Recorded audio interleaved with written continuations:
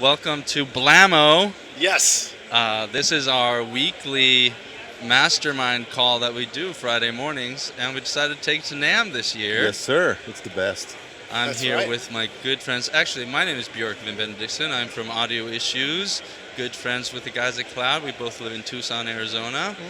And I run a website that helps home studio musicians, bedroom producers make better records, helps them transform their rough recordings into released records. And I'm here with three of my best buddies. Why don't you guys go ahead and introduce yourselves? Starting with Chris. Sure. My name is Chris Sillam from Mixdown Online, a YouTube channel for home studio musicians, Cubase users, sharing pretty cool mixing tips, recording, production tips, so they can produce and make better music. What about you, Lidge? With a specialty in Cubase, too, for people who really want A bit more focused on Cubase compared to other channels. Yeah, yes. good stuff. So, my name is Lidge Shaw, and I am here with Recording Studio Rockstars. It's a podcast that I've been doing for almost 10 years now. And I get the pleasure of interviewing producers and engineers and musicians talking about making records in the studio. And I hail from Nashville, Tennessee. And I'm glad to be here at BLAMO NAMMO Yes. 2024. BLAMO NAMMO. Yeah. There you go. I'm Matt Boudreau. I host the Working Class Audio podcast, and I also mix, and I too interview our fellow audio professionals about essentially their journey in the world of audio. So good to be here with you all. All right. Matt Yeah. Boudreau, my brother from another podcast. Brother from another podcast.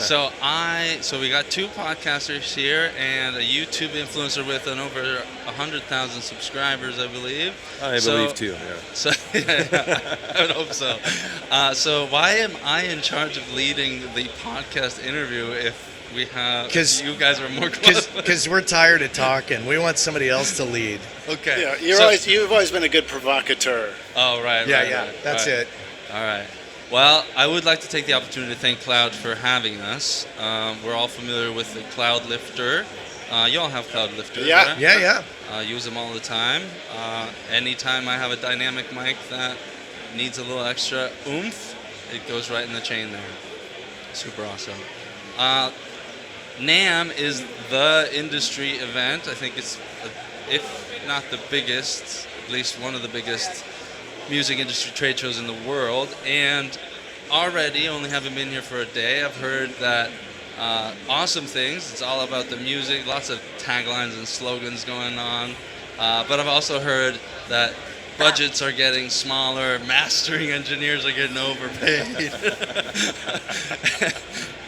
But it makes you think, I still think that compared to any other industry trade show, this is maybe one of the cooler ones, and it makes it very fun to be a part of the industry. I think if you went to a dentist convention, you would literally want to rip your teeth out. Yeah, no doubt.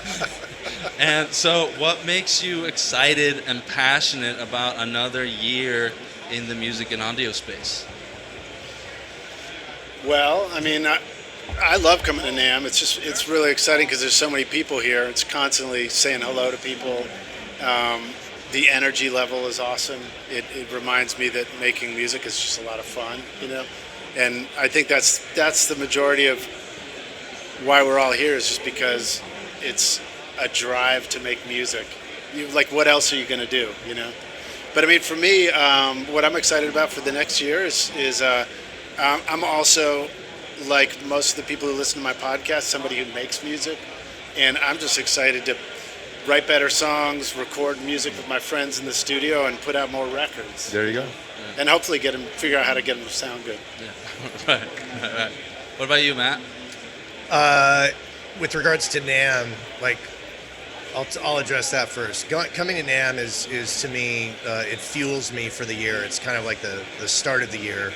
And the social aspect always drives me to a happy place, because I see old colleagues, old friends. So I like it from that perspective. Obviously, there's a lot of great, interesting gear here to see. But as far as another year in the world of music and recording, you know, I've got a very strong passion for mixing, and now mixing in Atmos. But also just another year of, you know, working class audio podcast interviews, finding, you know, new audio professionals to talk to and to get wisdom from. Right. Yeah, a lot of networking going on. Oh, for big sure. time, yeah. Yeah. Yeah, same here. Same here. Love coming to NAMM. Every time I'm at NAMM, it's like it's a new experience. It's always better and better. You get to know people from year to year. You see them again at the next NAMM. And my highlight is always to meet with my good friends, you guys. Yeah. You know, that's kind of we meet every week on BLAMO through Zoom, okay, in a virtual way. But now is the time where we can get together in person. Yeah. Find out how tall we actually are. Yeah. Exactly, you know? Yeah. Like And- the first time I met you, Yeah. Bjorkman, in Montreal, I remember, okay, Bjorkman is tall. Yeah, I forget how tall you are. Yeah. So, that is my highlight. Love the gear, of course, new products and stuff. Getting, to connect with companies and create relationships. But the best is always to get together with friends. And yeah, for sure. you're my family. There you go. Yeah. Yeah, it's where I get to meet all my online friends in person. Yes. Yeah. Right. And I can show up wearing something other than pajamas. Our calls at 6 a.m. I'm always disheveled, unshowered, and now I actually get to look presentable. Unfortunately, I only have one outfit for NAMM, and it's the same one I wear every time. Well, it's the traditional black T-shirt and jeans. Yes. So That's you're good you, to Liz. go. Fit right in. Don't forget the shoes. Right. So, I guess this is a very, very similar question, but what makes NAMM fun for you? We walk the trade show, we walk the floor all day, we make connections, we make relationships. It used to be, and I'll get into this maybe a little bit later, but it used to be that come 6 o'clock, I would head over to the Marriott bar, have a shot of whiskey and a beer, and go party all night. It's changed a little bit, but what makes it fun after the show's over when you're trying to forget that your feet hurt? Are you talking about at the end of the day? Or Yeah, the end of the day. The end of the day. I think it's just kind of reflecting back on the conversations, and I try to, as years go on and I get older and a little wiser, I try to have more deeper, meaningful conversations, and I kind of sit back at the end of the day and reflect on those conversations and really take in the things that I've talked about with people or people have imparted on me. Yeah. Cool. Honestly, the funnest part for me is while we're actually here at NAMM. I mean, usually at the end of the day, I love hanging out with everybody, but I'm also exhausted. But like being on the NAMM floor and walking around and just meeting new people, and everybody's sort of like on their way somewhere else most of the time. But then every once in a while, you stop and you just start having a conversation with somebody and just talking about like, why it's actually difficult to record a drum set or whatever, and then. You just start talking about it, and that's at the core of what we're all doing, especially in this pro audio part, because we're all into the recording and the studio aspect. And this section is relatively more tame than some of the other parts of NAMM. Oh yeah, for sure. This is a good neighborhood. Like you don't want to go in the drum section. Oh, terrible No. neighborhood. Not unless Chris is over there playing. Unless. Even then. What about you? I hardly ever see you without your camera out at NAMM. I love that about you because I wish I could just have the energy to be posting on social media and posting stuff and making content all the time. But what makes NAMM fun after hours? After hours, just the chill out time, a bit like you were saying, Matt, reflecting on the day, on the conversations, people I meet throughout the day and just like hang out with friends. Of course, I'm coming back to friends because this is my highlight. Yeah. So just relaxing around a beer, a drink, a meal, and just having a good time and just, since we've been walking all day, our feet hurts and just a good time to chill out. Yeah, like going through and seeing all the photos and the selfies you took with them. Oh yeah, of course, It's always of kind of course, fun, yeah. right? Yeah, I actually just spend the rest of my day watching Chris's Instagram channel. Yeah. He's always got the good ones. Yeah, I tagged you quite a few times. So as trade shows go, there's tons of new products, tons of a lot of the same stuff, a lot of the stuff that is and always will be evergreen and popular. Like I'm looking at the Empirical Labs distressor over there. Yeah. And I don't know how long that's been around. Everybody That loves thing that never on the gets drum. old. I don't know exactly. So there's lots of those sort of core products, and then there's some new stuff, and there's a lot of stuff that's like, well, this seems to have been made before, so good luck with it. I don't know if it's unique enough. Now I'm much sort of like entrepreneurship teachers coming out. It's like, what's your unique value proposition in the industry or whatever. But when you are going around NAMM, talk about your studio setup and what makes you stop and look at stuff that you see around, and what makes it what basically makes you look for something here that could go into your studio. Like what makes it so that it's something that you stop and pay attention to. I mean, for me, I think about it in a couple of different ways. So right now we're in the pro audio area. So I'm likely to see microphones that look super cool, although it's always a little challenging to know what to think of them because it's so loud here. It's kind of like going and playing an acoustic guitar over in the Martin booth or something. You can't quite hear it in the same way.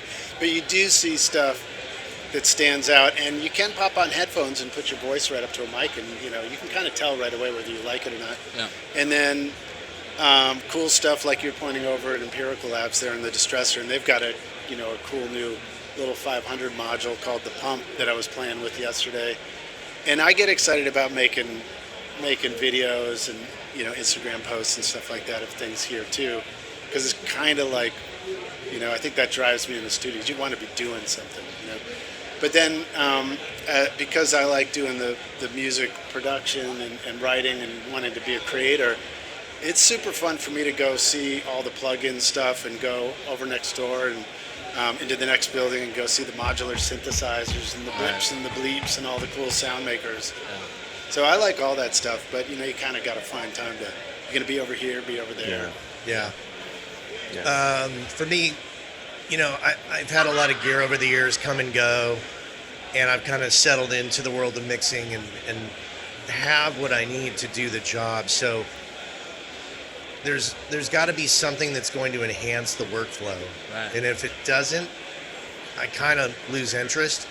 But I always keep coming back to the personal too, because like if I have a friendly connection with a company, I generally want to support those people, and so I'll have those conversations. But truly, I at the end of the day, I evaluate the workflow, and if it doesn't fit in the workflow, I kind of just go, well, I know who I might recommend that product to a friend to say, oh, I know somebody who does this, who specializes in this. Right. Therefore, I will recommend this to them, but I don't need it personally. Sure. Right. Well, like you're mixing in Atmos now, so when we were over at the Grace booth, they're building tools that help you do that kind of mixing. Absolutely. And I'm a user of Grace products, so anything I can do to support them, I'll do, because I think they make such a solid group of products. Yeah, same here, Matt. I agree with you. Workflow is what I'm looking for. Speed up the workflow. Producing videos weekly takes lots of time, and if I want to continue mixing music, making music, I need to just speed up that workflow. So when I'm looking at new gear or new plugins, I'm looking for simplicity and workflow. Yeah. Even if I can get access to like a very nice sounding reverb that is like full complex to work with, this is where it's going to turn me down. I'm going to be turned off, and I'm going to reach to the simple reverb or simple plugin instead of like a super complicated and not user friendly, which is going to take me way more time to mix with. So same for gear, same for So. You mean like that Safari reverb we keep seeing? That's Safari reverb, man. So that was like straightforward. I know. Put on the knob, mix it. There you go. You have a nice reverb with saturation.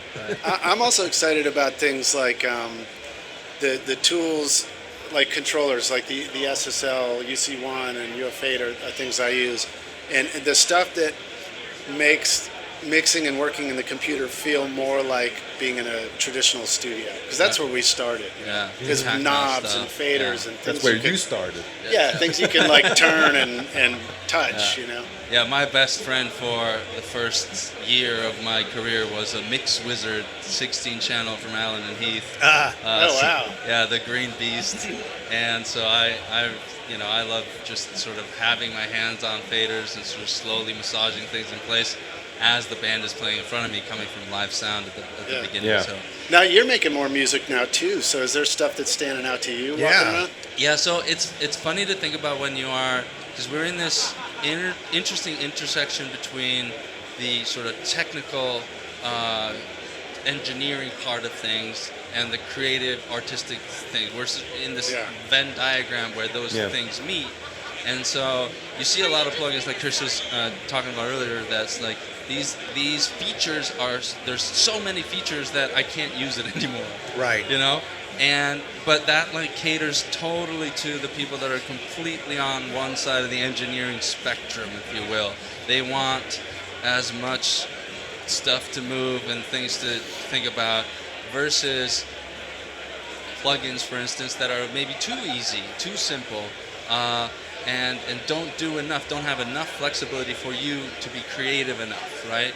So having tools that either add to your workflow and help you become more efficient, or help you be more creative. Yeah. You add it to your workflow not necessarily to make you faster, although that is definitely something you want a lot of times, but something that inspires you to keep going, to keep creating, instead of like, oh, okay, I've had enough for this session, let me just go watch TV or do something else.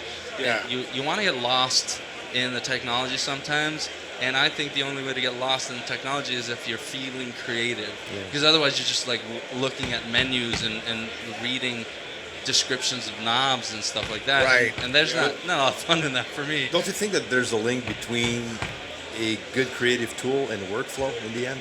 Yeah, so The like, more creative the tool is, the more inspired you are. right.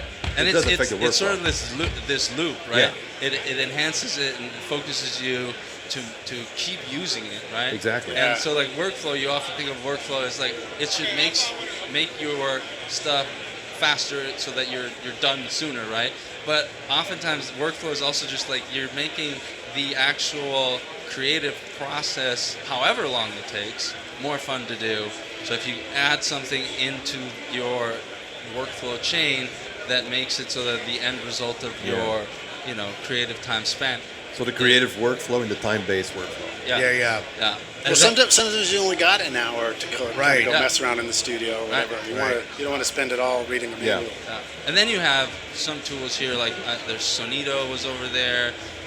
Things that help with all the stuff that we don't really want to do, like all the admin stuff or the bookkeeping stuff. Things like that are super useful, although like can be considered quote unquote boring things, but incredibly valuable because stuff that makes admin work faster means more creative time for you to make stuff. If you're working fun. professionally in Yeah, your studio. for Or sure. you marry someone who is an accountant. Exactly. Yeah, figuring that out. I wanted to segue into something that we do every week, and that is our BLAMO Happy Crappy. Now, BLAMO, we've been meeting for 7 years every week. been a for long 7 time. years. I've taken Zoom calls from Vietnam, from Iceland, from Spain. Every Friday I try to tune in and talk about what's gone well, what's working, what doesn't work. So like what we basically have is a little support group of people doing similar things online in the audio space. And I wanted to talk about, first of all, Lidge, what does BLAMO mean? And then why do you think it's important to have a support group such as this? And what should people that feel like they're maybe alone, trying to go it alone, are just riddled with imposter syndrome because they have nobody to bounce ideas off of, why should they find like-minded people to hang out with and check in with? You were talking about reflection at the end of the day being really important. Reflection in general throughout your career is super important too. So let's dig into that a little bit. So BLAMO was because I knew I wanted to start, this idea of what I'd heard about called a mastermind, which is just a fancy word, sort of blogger, online businessy word for get together with a group of people that are like-minded regularly. And so it needed a name. So I was like, well, BLAMO sounds good. So I'm like, all right, what does that stand for? So how about Badass Life Attainment Mastermind Online? I like that works for me, right? Yeah, that's a great acronym. It kind of changes each time we ask you. Yeah. I mean, beautiful's another good one, but that sounds so flowery too. I mean, Yeah. better. Yeah. And then, and having heard about that idea, I think listening to other podcasts, so I knew I wanted to do that and started this thing and invited you guys to do it, and we've been doing it. Once we sort of found our core group of people, Yeah, we've been and doing this for a we're long missing time. 2 people, of course. Right. We're missing Yeah. Kevin Ward and Ian Shepard. Yep. And it was Kevin, I believe Kevin came up with the term happy crappy. Yeah. Yeah, that's right. And so we tried initially to have some formats. There's like, well, what structure should we have? And we tried things, and they were too complicated, and then they'd fail, and we tried doing nothing, and then it was too stupid. And Yeah, we just there was- chit-chatting. There's no real organization to it. So Kevin had this idea. He was like, how about we do happy crappy? And it was so simple. It was just like, all right, you got 5 minutes, and we've got a professional timer, Matt here, who busts out his iPhone. He's good. And just make sure everybody's got their 5 minutes. And you just And talk I go about over like, every time. yeah, but it works, It's like if you didn't have the 5-minute mark, you wouldn't know if you went over. Right. So there you go. But it just gives you each a chance to say like, well, what was happy, what worked this week, Yep. and what was crappy, what didn't work, Yeah. in no particular order of preference. And we sometimes, even the tried, hot seat also. we even tried happy, crappy, snappy, which was like, what are you gonna do this next week? But Right. snappy fell off. Yeah, it's mostly reflection. Like what did we do? What's worked for you in the last week? What are you focusing on? What are you proud of? Because you don't when you're when you're an entrepreneur, when you're a solopreneur, have your small business. It's not like you can go like broadcast your wins to all your friends and family and all that. Right. They either don't understand what you do, Or they they don't care. think you're bragging. When all you really need to do, you just need to talk to somebody about the business stuff sometimes, both the highs and lows, right? Yeah, you need to verbalize it because then it helps materialize things in the positive. Yeah. For sure. I think everyone should have a mastermind group. Yeah. You're a musician, you're a producer, a mixer, you're in sports, whatever, the field you're in. I think to gather with people in the same field as you work in, it's a must. This is where you learn a lot. You can help each other out also. It's building friendships also in community, So Totally. And we often have guest people come in. They drop in and experiences with us and stuff like that. But let's end our little session here with we usually do happy crappy, but I'm gonna keep it positive, and so we're just gonna do happy, and thinking of the time frame as being maybe the last year. So what's been like the highlights of your careers or personal in the last year? I'll start. Yeah. On the working class audio front, like I look at the last year, and I think I started the year off with interviewing Hugh Padgham, who worked with the Police and XTC, and I ended the year talking to Leslie Ann Jones, of course, famous engineer out at Skywalker Sound, and all of those episodes to say that's edging me closer to 500 episodes and 10 years coming up here in this next year. Yeah. On the audio engineer mixing front for me personally, obviously I've talked about it with you guys endlessly, but the highlight was mixing Green Day in Atmos, mixing Alanis Morissette in Atmos, mixing Death Heaven in Atmos. Like that, just my decision to get into Atmos and then getting those gigs. Mixing 2 songs off of my album, Skadoosh. Mixing 2 songs off of Skadoosh for Lidge. Like, thank you. That just lit my year up in a big way, and it's helping kind of set this next year up. Yeah. So Yeah, it's so cool what you're doing. that's my happy. Very cool. A happy for me related to the podcast would be deciding to build myself a dedicated podcasting studio up in the house. So I've got a studio for music in the back, and then I've got the podcasting studio now in the house, and that was a lot of fun to get going. And then finally getting a chance to interview Tom Lord Alge this year on my podcast. That was a good one, actually. Yeah, thank you. That was a lot of fun. I mean, I had a lot of wonderful guests, but he was somebody I worked with in the beginning of my music career, and it was nice to like bring that full circle. And funny enough, I got it was part of the running joke was that I talked too much in the studio when I worked with him because I was the young guy who almost like should have been an intern instead of asking a million questions. But 30 years later, or 25 years later, it was finally my turn to ask a lot of questions. So that was great with the podcast, and then making music has been a big, huge win for me.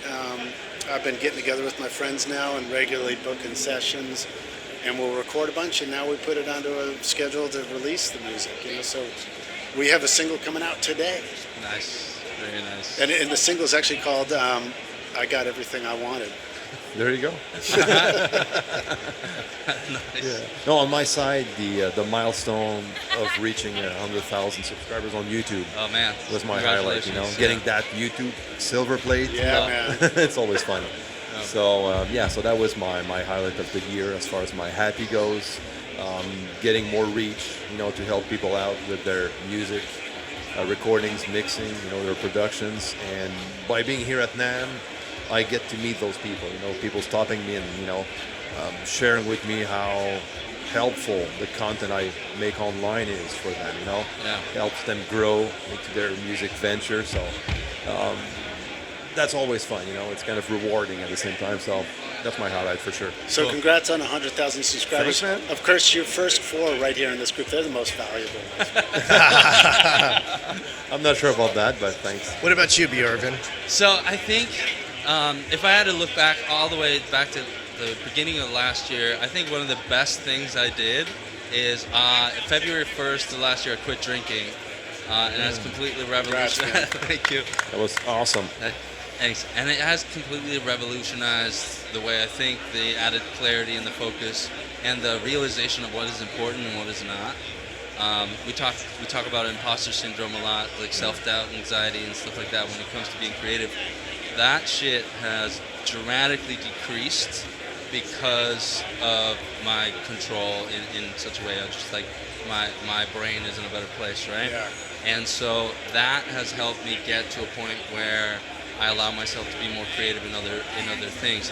In the professional things, my book has never done better than now. It keeps selling so many copies on Amazon through my Mixing website. with 5 plugins. Yeah, Check it step-by-step out. mixing, how to create great mixes using only 5 plugins. Matt Booch, I think it was last year, Matt, you narrated the audiobook version of You Get What You Give, my other book. That came out. That was awesome. Step-by-step mixing was translated into Spanish. That was very cool. But the latest thing that I've been doing is I got back into actually making music, producing my own stuff again after a really long hiatus. I was in a band that had like a death in the band. It took a very long time for me to like get over that, and a lot of like sort of like death in the family, death in the friends. You get into the age where like people are starting to die, and it's like kind of a rough feeling to like really come to terms with as you're getting older. And I found that the best way to deal with that is to turn to something artistic, whether that is writing, making music, painting, whatever your artistic output is, and sort of like putting the energy of that quote unquote sadness into something that is actually big and beautiful and possibly helpful to other people. So that's what I'm focusing on now. I went into the studio in December and did a song with some really cool musicians I picked up around Tucson, friends of mine from other bands and stuff like that, and I'm coming out with a single in March. And it's a sad song. It's not like a hit record or anything like that, but it's a song that is very dear to me, super creative to have done. It was really fun to make with the people I made it with, and it's a song I wrote like 15 years ago. And sometimes when I talk to my audience online and say like, well, basically my main mission is to help people release their records. So like I help you transform your recordings into finished releasable mixes, right? Right. And so why am I not doing that for myself, right? You almost feel a little hypocritical not doing that for yourself. Not that you don't know how to, but you should put your art where put your money where your mouth is in a way. And so it's really fun to get back into that in that way. So that's probably my happy. I like that term. Put your art where your mouth is. So yeah, but I think we're out of time. We were just getting to the how to EQ a kick drum tips, but I guess we're out of time. They got the Damn it, camera kick drum. That's too bad, man. That's too bad. Here we go. Yes. Get a quick picture and Got it. yeah, Awesome. great. So thanks y'all for coming. Thanks so much for Cloud for Yeah, having us. thank you, Thanks for Cloud. hosting us. Yeah. I feel lifted. Yeah, we are cloud lifted for sure. Yeah, I love it. We're gonna walk on clouds the rest of the NAMM show here, and hopefully that'll help our feet at the end. Yeah, thanks for coming, guys. Thanks for talking. I hope this has been fun to listen to, useful in some way. Yeah, BLAMO thanks. out. BLAMO out. Thanks, BLAMO Bjorn. out. Bjorn. Thank you. Cheers. Thanks, Brooke.